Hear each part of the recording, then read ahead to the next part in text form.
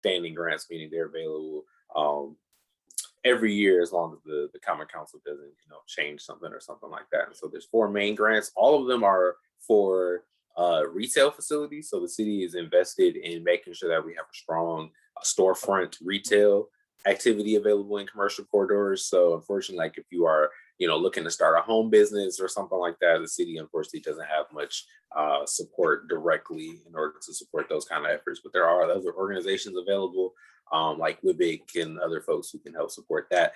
But these are retail storefront grants, meaning you have to have a physical location, a facility already in mind in order to apply for these grants.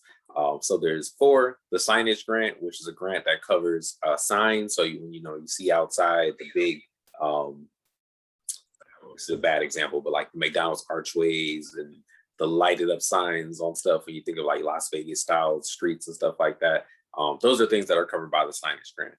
The Facade Grant is a grant that covers the storefront, basically the outside of the storefronts. The storefront that faces the street is called the facade.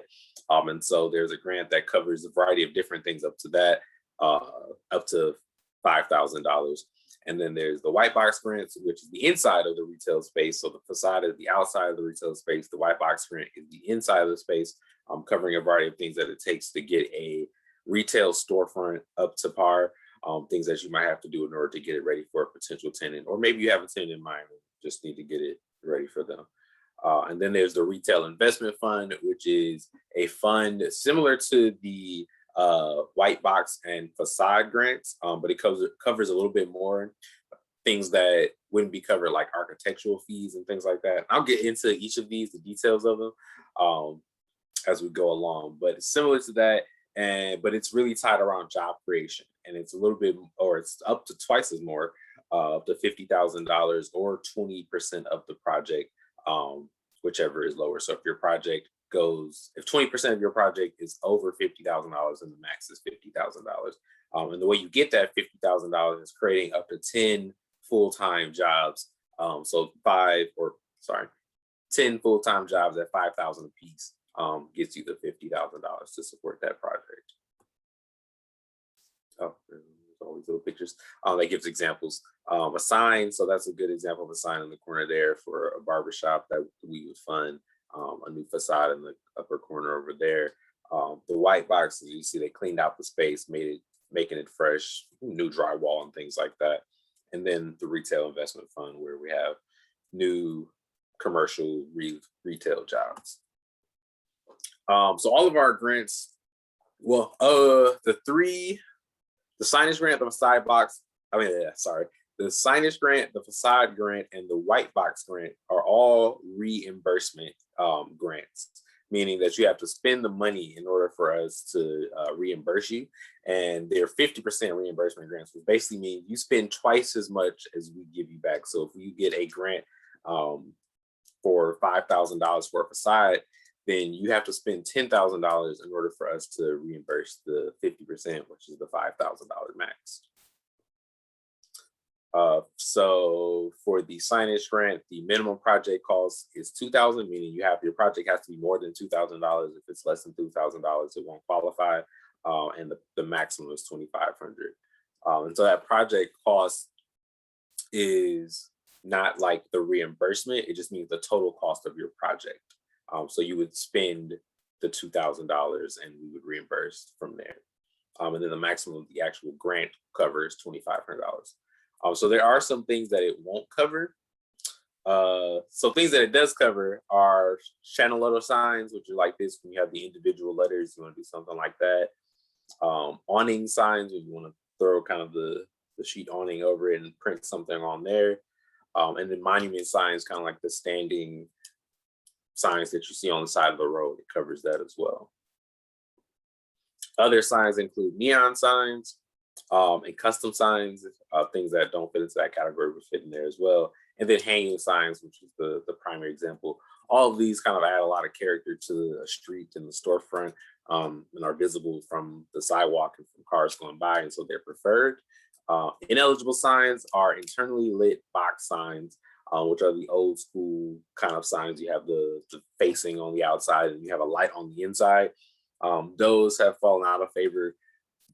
They just don't look as well. They don't hold up as well. They're hard to replace for a lot of folks. And so the city's moved away from funding those kinds of signs in preference of the other signs that came before that. Just a couple more pictures on different signs. Quick question, Rick. Yeah. So just to reconfirm, the limits for this grant is $2,000, $2,500. $2,500. Yep. So you could get reimbursed half of $2,500.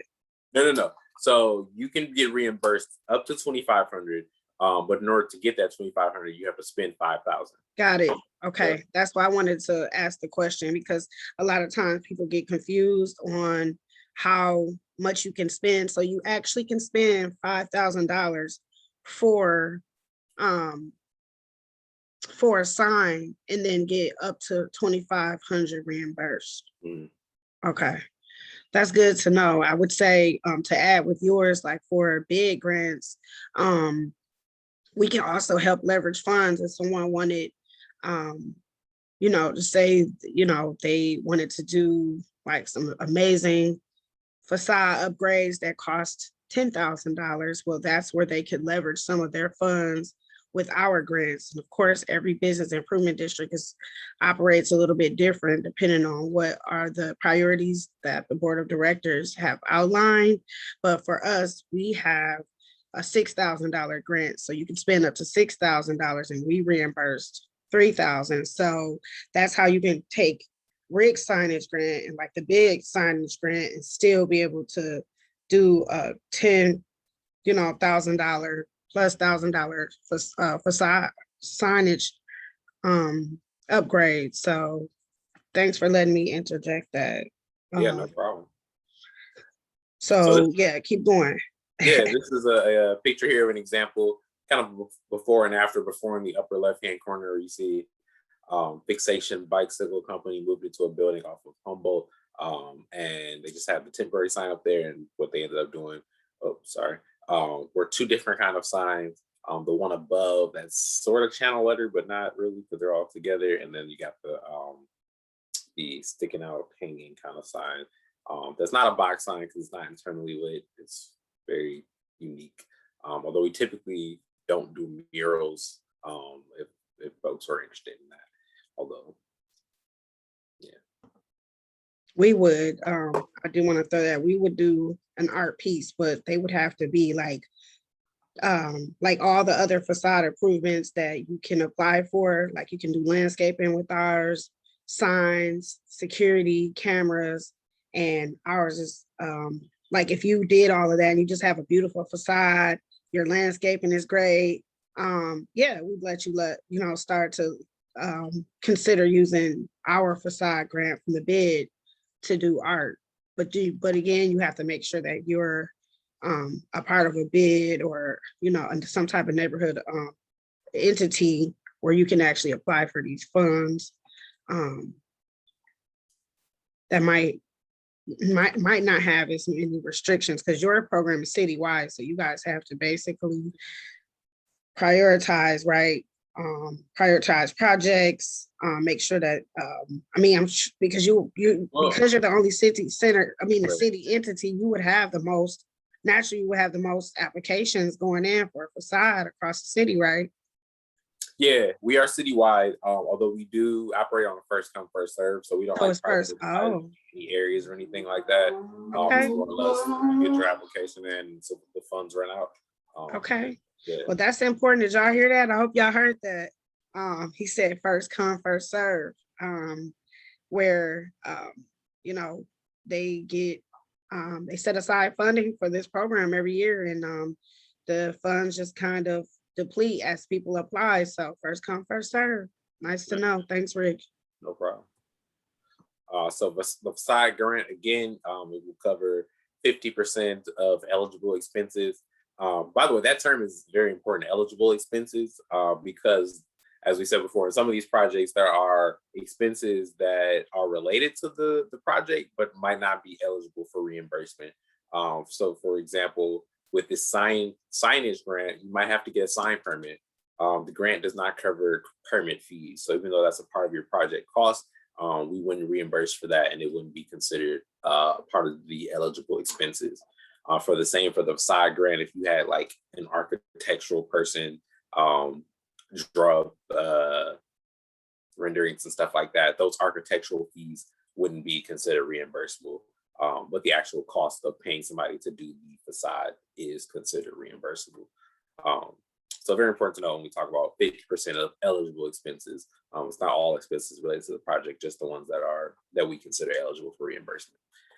But for the facade grant, again, you have a $2,000 minimum total project cost, and then we will reimburse up to $5,000 per storefront or public street-facing facade. And so the nuance there is that if you have a facility that's on a corner, you have two storefront or you have two facades, because you have your one edge of the corner and then the other edge of the corner. And so theoretically, you can apply for two facade grants, one for each street facing of the building.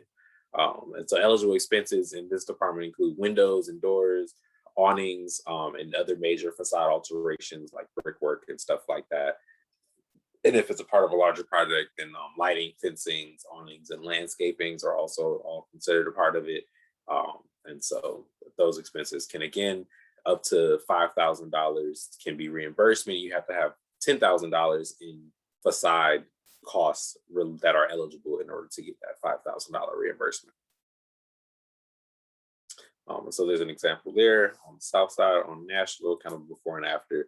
You can see that they mostly they did new windows, new doors. Can't really see because the rest of the truck is there. But as you can see, it's all related to the commercial portion of the building.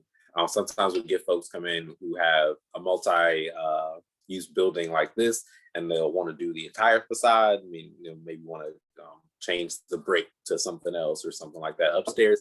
But if it's related to the residential portion, then it's not considered eligible because we're only doing grants to support the commercial real estate. That's good to know. So again, another one. Oh, go ahead.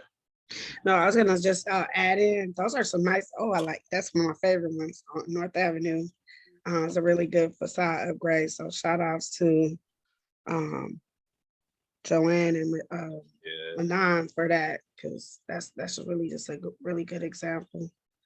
I was just gonna say, like, for people who wanted to know, kind of like, so he's sharing about like how the city grants work, but for the bid grants, ours is a little bit different than theirs in the sense that the city has different funding sources that pay for these different programs that Rick is outlining. Ours is one fund as far as our business improvement district. So our grant can be used interchangeably. So if we offer a $6,000 facade grant, it can be used for signs, for a lot of, pretty much most for landscaping, for most facade improvements. So ours is just one application, but some differences as well is that we don't pay for or replace things that are considered part of the building, like doors.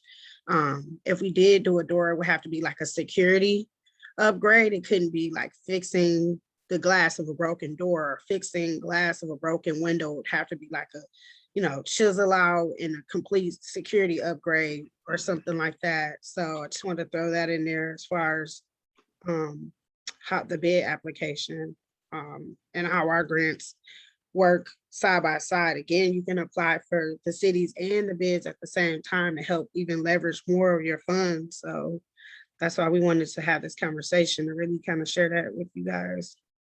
Yeah, and I think that's an important point to make, because similarly, the city also won't fund like things that we consider to be just like basic maintenance.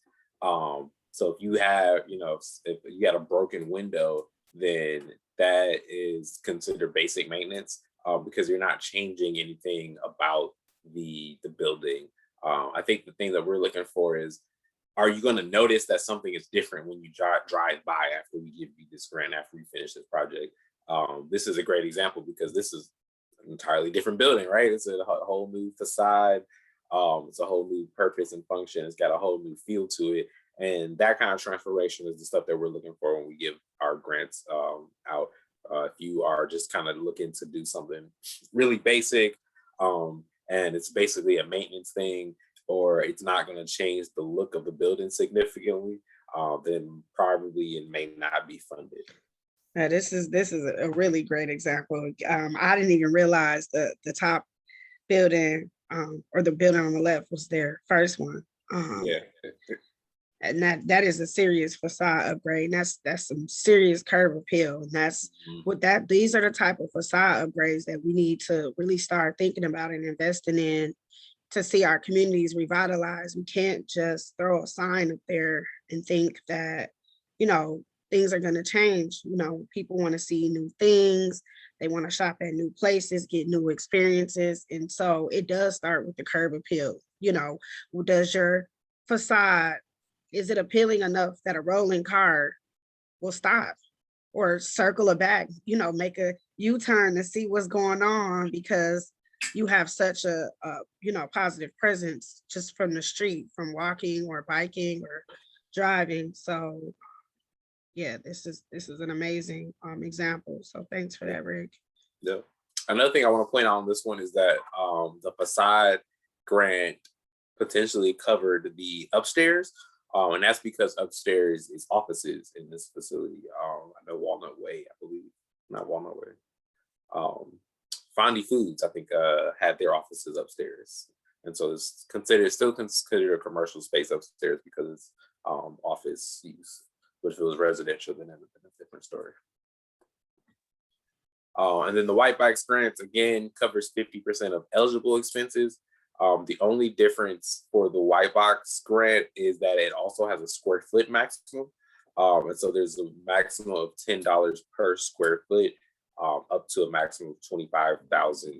And so if your if your space is super large, that the $10 per square foot gets to be over $25,000, then it's going to be $25,000. That's the maximum. And so things that are eligible. Yep.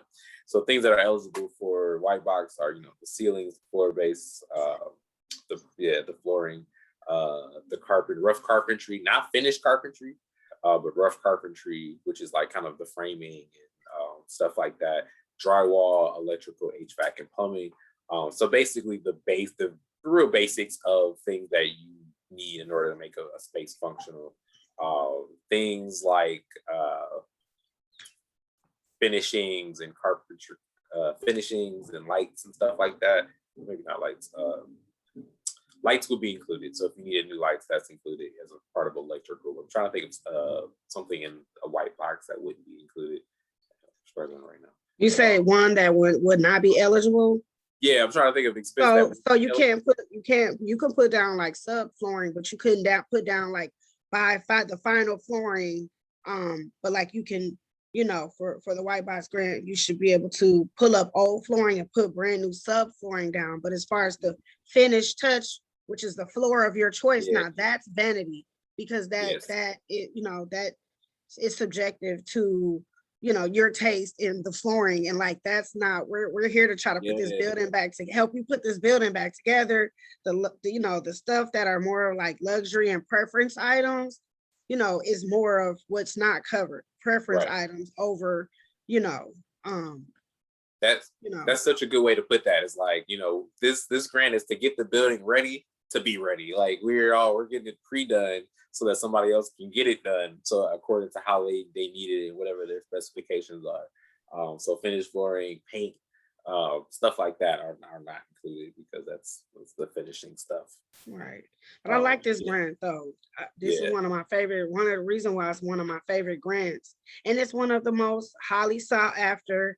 A lot of people don't know, people use the term White Box very loosely because everybody thinks that automatically they're just, I hear a lot of contractors out there or developers like, we're going to White Box that out. Well, it's a lot of things, as you can see, come into play. First come, first serve. Does all of the things that you even want White Boxed, are they even eligible? Is it within, the budget? as far as the caps. I mean, so a lot of things come into play. So, just because we want it to be, are you patient enough to be able to get your quotes from your contractors and wait to get everything approved before you start. So those are the tricky parts about it. But this is the only grant source that I've come across thus far that allows businesses to do work on the inside of their building. This is the sole source of funding that I've come across in the last 3 years I've been here.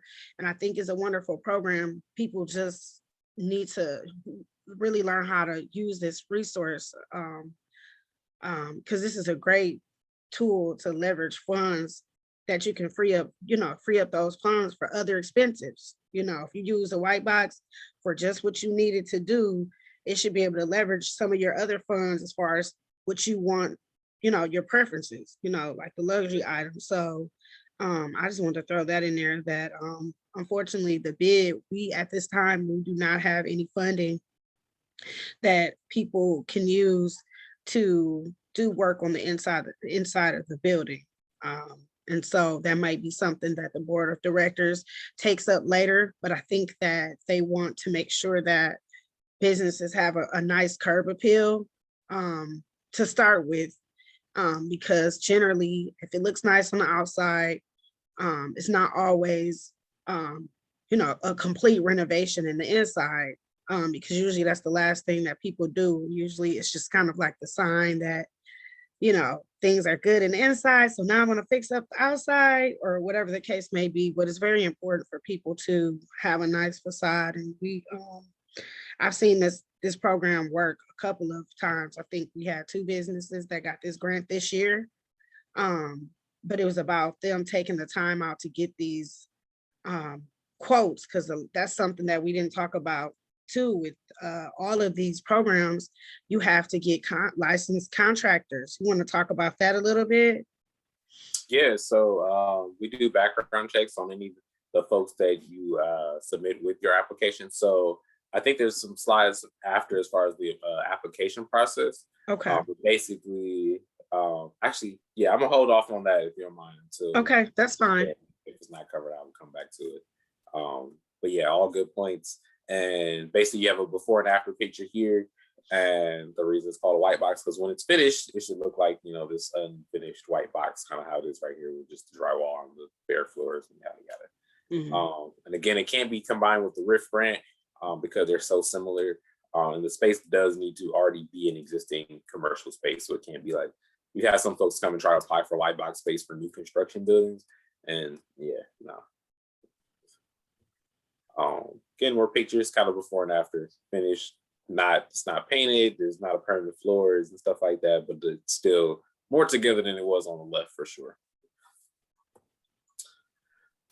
So again, all of those grants are reimbursements. And so the way it works is like once we approve your grant, that's when you can start the work. So if you start work before we actually approve your grant, then that work is not eligible for reimbursement. So we approved your grant on the 20th, but you started it on the 18th. 2 days of work that you might have paid for out of pocket is now no longer eligible for reimbursement. So it's very important to wait until you get word that your grant is approved and you get your award letter. And yeah, so the way it works, we have an application. And so it asks a variety of questions depending on what you're applying for. But all of them require these other things. So one is a lease/written consent from the building owner. If you're not the owner, if you are the building owner, then you don't have to worry about this. But if you're renting the building, then you need to have permission to make whatever alterations to the building that you're planning to do. You also will need documentation to illustrate the visual impact of the proposed project, which is basically a long way of saying like a rendering. A rendering or something would be nice so that the committee can see what it is the project will look like after it's done. And then you need 2 competitive proposals. So that's where the contractors come in that Angelique was talking about. For example, if you were getting a signage grant, you might work with specific signage companies. There's a variety of different signage companies around. And we just do a background check just to make sure that they're a legitimate business verify, check the website, check their standing with the Department of Financial Institutions and the IRS and good stuff like that. And make sure they're licensed, that they're qualified to do the work they say that they're going to do. And then if that's approved, you can No, use I either. want to have my uncle do it. You're right. If he's licensed, then yeah. Otherwise, hey, that's all we be saying. Like right. we just need them to have their license. Yeah, it's gotta be legit. And so of those two, you can use. We will always go off the lower bid, but you can use either of the two that you want. So if you get a quote for $5,000 from one person and $6,000 from another, we'll base our grant award based on the $5,000 quote. Meaning we might give you a grant that's 50% of that, which is $2,500, but you can apply that $2,500 to the $6,000 bid if you really just like their design better or something like that.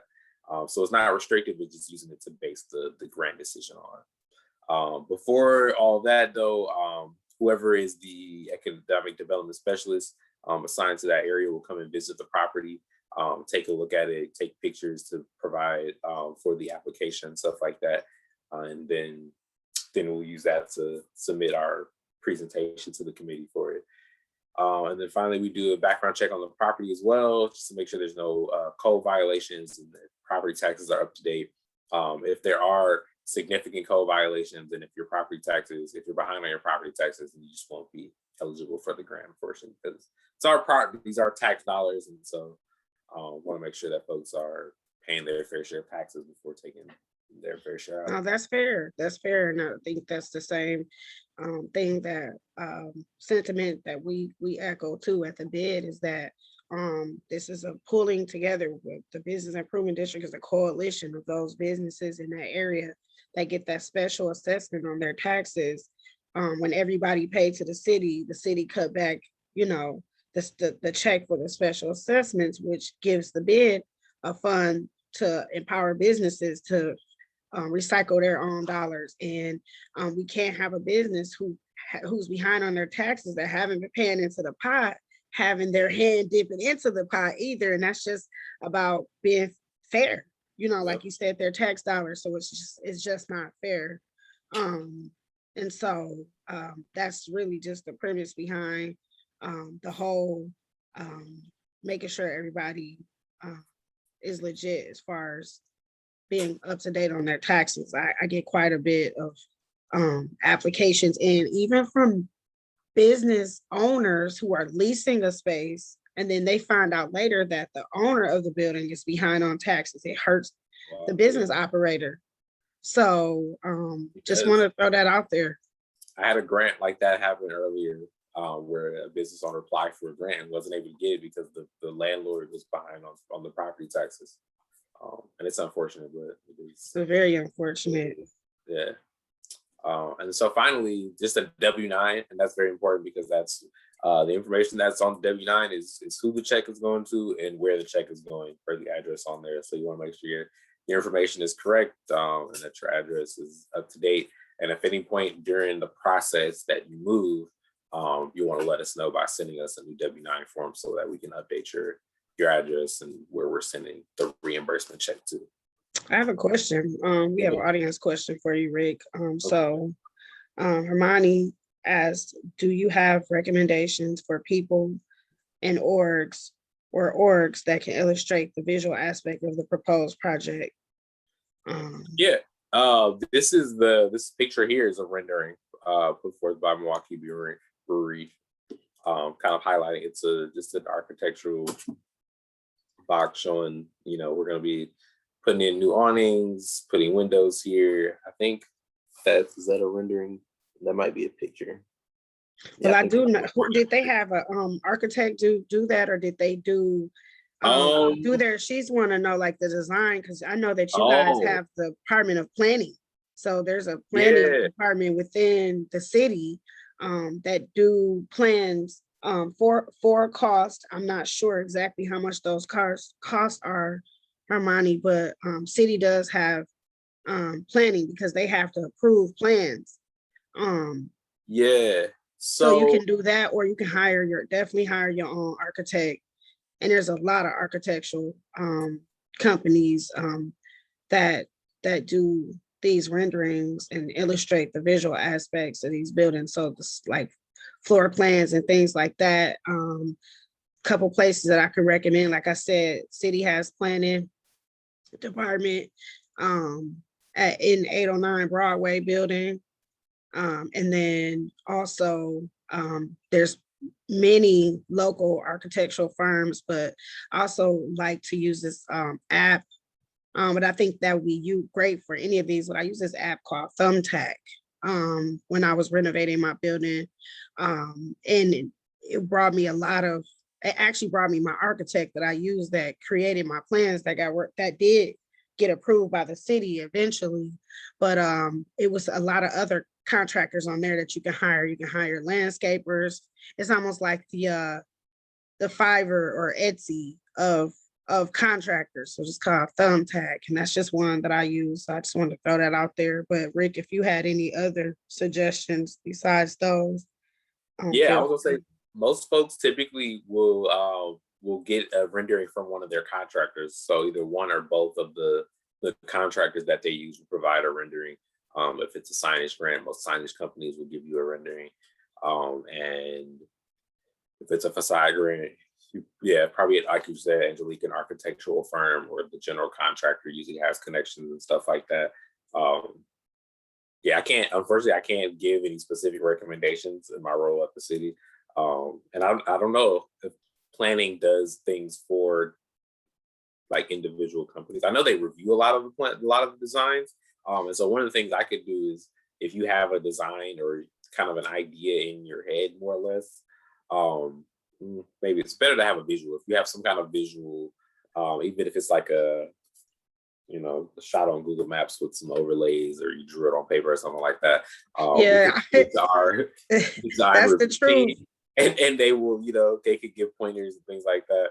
That's true, because I have seen a lot of people turn in licensing applications where somebody really just kind of scribbled it down. So like they really don't always like do heavy discrimination, but the clearer the picture that you can paint means it's going to be easier as your plans travel through all of these city committees and of approval. You don't want like commissioners or the audit people to be like, what's this? I can't really understand this. Like, because it can go through some eyes that's like, okay, I can see this, but it might get in front of some eyes of approval who are like, yeah, I'm not able to comprehend this. So I've seen some things like that. People get held up, in committees because they had to go back and clarify some things. So sometimes those things do happen. Right. That's super valid.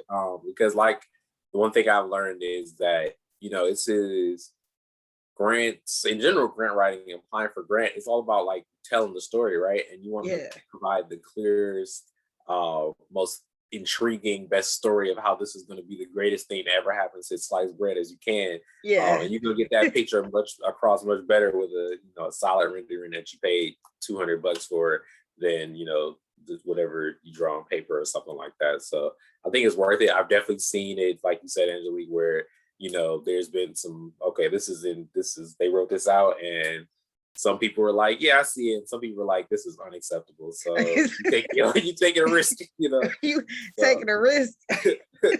Say that again. So, I mean, and it happens, but don't let that, that's why we can like make laugh and light about it, because, at the end of the day, people are doing what they're supposed to be doing. They're applying. They're at least filling out the application. Get it in first and let somebody say something and it come back for you to fix something. Like, don't be afraid to apply though, because you get people who, they don't have an architect or they don't have the funds to. So when they go about trying to draw it out themselves, and they get to like not being so sure, but always let someone come back no matter what it is. Apply and let them say, hey, you're missing this or you're missing that, or we need this or we need that. That'll help you learn the process along the way, because I'm sure this is going to be the first of many, or for many people who are out here operating in business. Once they get through this process the first time, it just gets easier and easier. So just stay the course, you guys. Well, so the last one is the Retail Investment Fund. So this one is different in that it is not a reimbursement fund, but this is actually last money in, meaning like, we want to be the money that comes in the project at the very end. Once gotten most of the stuff done, then we disperse funds to help support some things. And so again, it's 20% of eligible expenses up to $50,000. And that is paid out per full-time job that's created, with $5,000 per job. And so it's for retail, for-profit retail projects and commercial corridors. You can be an owner or a leaser.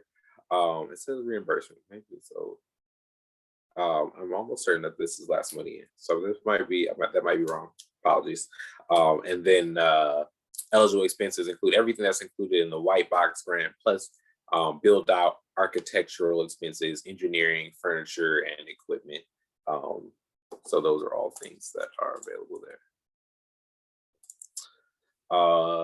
Yeah, any questions on that? Again, so great. I guess I would just have a quick question, just because we went through this one so quickly. So if I was a business owner who's looking to open up a business, and this particular grant, this RIF one, looked kind of really attractive for whatever reason, and I came to you and I just want to know, like, could you walk me through how this works for my business? Could you kind of paint that picture for me? Yeah, so it's similar to the other grants in that you apply and then you fill out, you attach all the required forms. And then it's different in that once you actually get awarded the grant, there's different forms that you basically fill out that verifies the job creation. So there's some forms that, the employee signs, and then the employer signs, and it's basically verifies, this job was created for, I believe it's 45 hours. There's been at least 45 hours of work, and something like that. And so basically it's pretty simple other than that. Okay. And again, very important not to start your work after, not to start your work until after you've been approved. But basically, for most of these, though, for the reimbursements, it's basically the easiest way to do it is to have one vendor, one contractor. So if you're doing a signage grant, you have your one signage vendor. If you were doing a white box, your general contractor, so on and so forth. And basically, that person provides you with an invoice. You pay that invoice. You get some kind of paid invoice back so that it shows that you paid it, and then you send that to us along with proof that you paid it. So that could be a credit card statement or a canceled check or something. Basically, we need proof that the services were rendered and proof that you yourself actually paid the expenses. There's been some complications when folks have done the work themselves. It gets a little more complicated then because we will reimburse for expenses, but not for your actual time, your labor. So we'll reimburse all the expenses, but that gets complicated because it might be, hey, I went to Lowe's this one day and bought this much labor, and then the other day this much electrical stuff or whatever, and it just ends up being a bunch of different receipts that you have to submit, as well as a bunch of different proofs of payments that you have to submit. So the easiest thing is to have a contractor or vendor. You just do that one invoice and be done. But otherwise, you submit all these receipts and proof of payments. It goes through the accounting department, who then sends a check. The inverse of that is for the retail investment fund. You do that, and you do the job creation portion. Okay. Thank you for that. I appreciate it. So what you got next for? 1 second, sorry. So again, some before and after pictures of some spaces that have utilized the retail investment fund. Fuel Cafe on the south side, use it to do some work there, and then just that one. So good project there. They're unfortunately closed now, which unfortunately. Hopefully a good business goes into that space. Yeah, it's been COVID was hard on these businesses. Yeah, it was. I think it taught us a lot, all of us, a lot about just having just being prepared for the unknown. Right. Like, I mean, how to even do that? You know, it's hard to even do that, but I think that was something that I think we all had to take a look at, you know. And so hopefully that you know, any business that didn't make it still was able to, you know, recover enough to, you know, uh, at least go back to square one with the resources that they were able to save, and maybe been able to pivot and still reopen as either um, kind of a modified version or something of what they were before. So I don't think all hope is lost. I'm always optimistic that you know, go-getter entrepreneurs are usually gonna try to pivot into something one way or another that works for them. So Yep. I'm keeping hope alive, you guys. Absolutely. And so, last thing again, basically covered these a little bit already. Properties that are ineligible, properties that are tax delinquent, have code violations, properties that are in litigation or receivership, property owned by religious groups. That one is a little flexible. If it is a retail property that's owned, well, never mind. I take that back. It's not flexible. So no churches, unfortunately. But there are ways for churches to get around that. Like some churches have an affiliated nonprofit.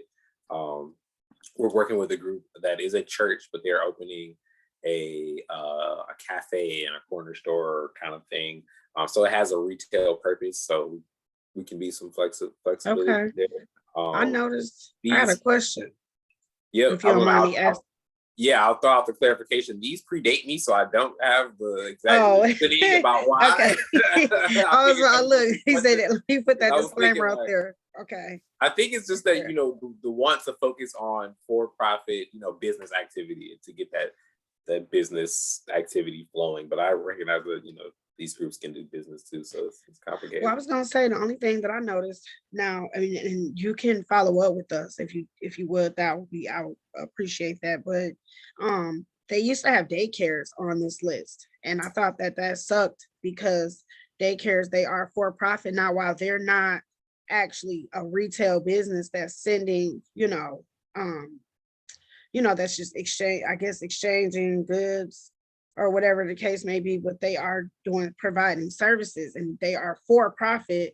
I think it's important for them to be able to have facade upgrades. It's very important for them to be able to access these same funds. So I wonder if is that permanently removed now, or did last I checked, it's still there. So it's still there. So I have an another issue with slide. that though. I got an issue with that because the city has allowed over concentration of childcare centers to now be in our community. Same with the churches. Why? If they have a for-profit arm, or if they're a for-profit business, would they that pay into the bid too, which means that they pay into the city.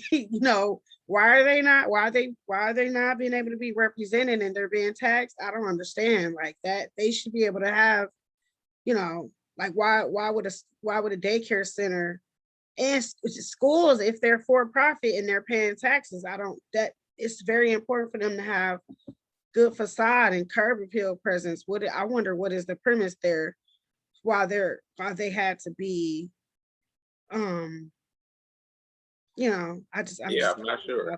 If I had to guess, I don't know though, even then, because some of these are like, you do want them to have like good facades, but it's complicated. Like with the taverns and liquor stores, like you want them to have good facades, but also like I could see some of the argument being like you just want to encourage the development of more of those kind of things.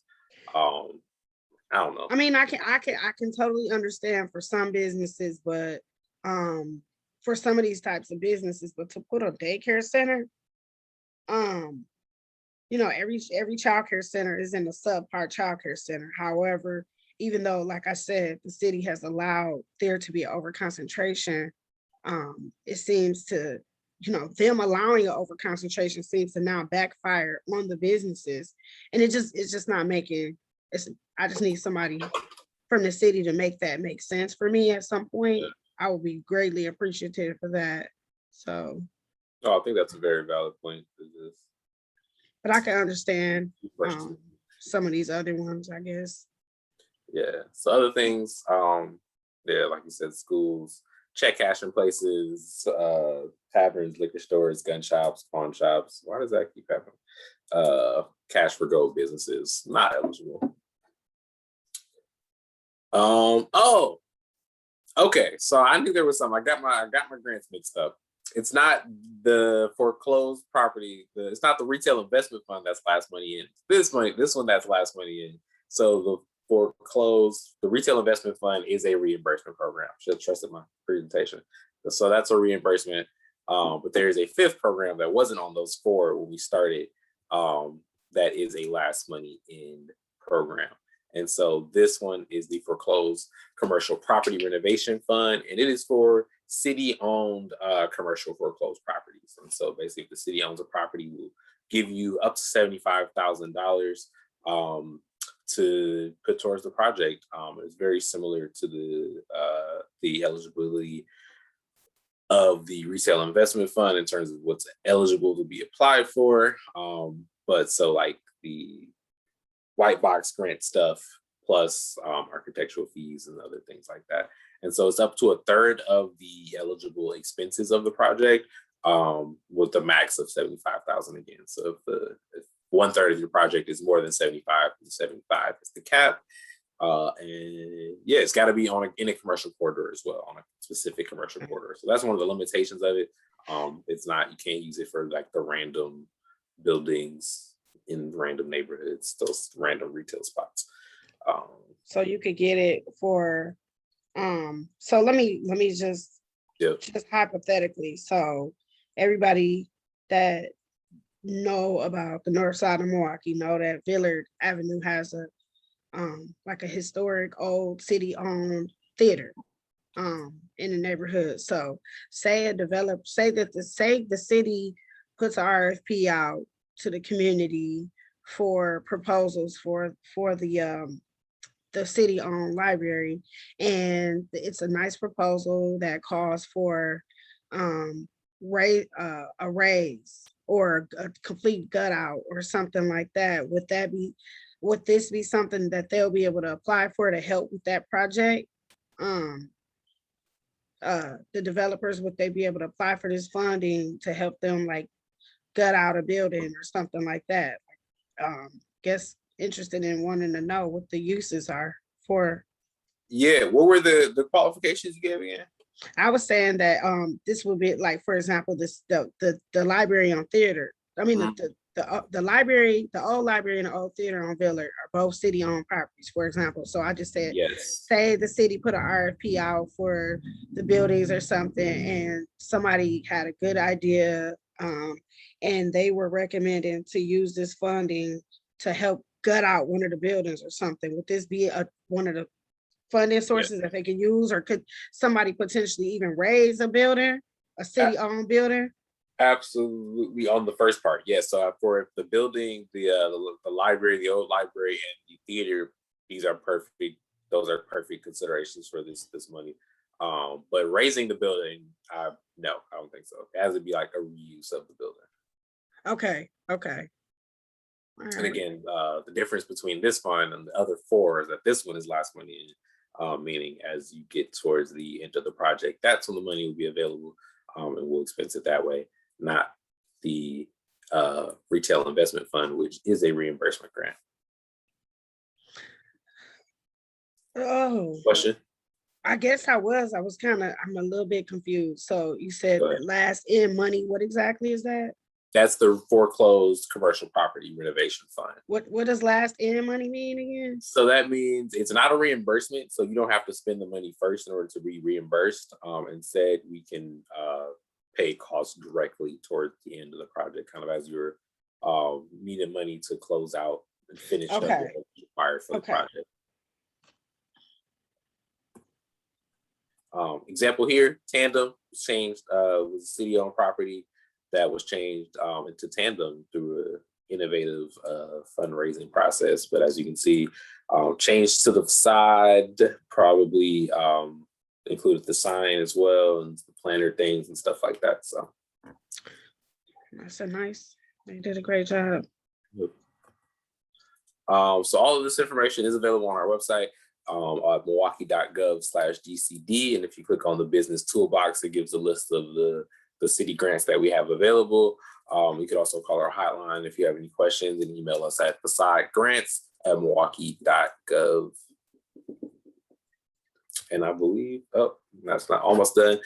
So other business resources, of course, folks like you all at Villard Avenue Bid, for folks who are in the Villard Avenue Bid area, but also if you're looking for financing, these organizations here, and technical assistance as well. That's all I got. Awesome. Well, you did a great job. Thank you for putting this in a presentation that we've recorded. So we will upload this video to our YouTube channel to make it available for people to continue to share and go back and refer to. Of course, they can always reach out to us. But having this resource is important, and I appreciate your time, and did a great job. Thank you. I appreciate it. If you wouldn't mind, if you stop sharing, I want to do a quick closeout. I wanted to try to share. I want to try to see if I could share my website really quickly, just to show. Can you see it? Yep. All right, so this is the Villard website, everybody. Up here, right at the top, where it says grants, you have the bid grant application, and then you also have city resources. So if you click on the bid grant application, it will open up the Villard Avenues resources, and then it's the same thing with the city resources. Will link you to DCD's website. So ours is here. You would click on this blue rectangle to download our actual form, which opens up a PDF. So we tried to keep it really simple. We have all of the information on the front for you. Ours is $6,000 as a maximum expenditure that the grant award, we reimburse up to $3,000. And so we need 2 quotes, and you can use it for security cameras and alarms, exterior lighting, permanent signage, awnings, landscaping, and our application is right here. So I'm actually going to be upgrading this too this year to a Google Docs form where people can submit online and make it easier. So yeah, our application, we have all this information laid out still, and I do need to upgrade this with your email because Kermites is still here. So I'll upgrade that over the weekend. And yeah, if you are looking for the city's resources, you click on the cities and it'll take you to the city website. Scroll, I always tell people scroll right down to the bottom on the left, right here under commercial corridor team, and you'll find their facade and sign grants and the white box grants, our business improvement districts, everything that he basically presented on. So just kind of cross promoting, and I just want to share that. So really want to keep that simple for you guys, and I'm done. So I'm gonna stop sharing, and we just hit about an hour. So I think we have covered everything enough, and don't want to overwhelm the people that have to go back and watch this. But did you have any final thoughts, Rick? Not really. Just, the money's there. And there hopefully will be more soon. So, if you got some projects, let us know. Right. All right. Well, thank you so much for your time. We appreciate you. And just for all the people before we go, what's your email address and your phone number that they can reach out to? So email address is RIBANKS, so RIBanks at milwaukee.gov. And phone number is 414-708-5435.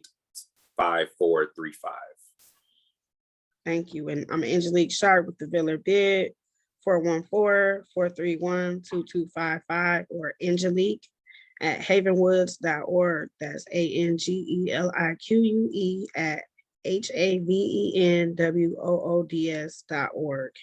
And Rick's Milwaukee is spelled out. It's Milwaukee. all the way spelled out. Yeah. All right. So, all right, Rick, well, have a wonderful weekend. Thank you for your time on this Friday. Thanks to everybody for participating, and we look forward to seeing you at our next Villard Avenue Connections. All right. You too. Have a good one. You too. Thanks.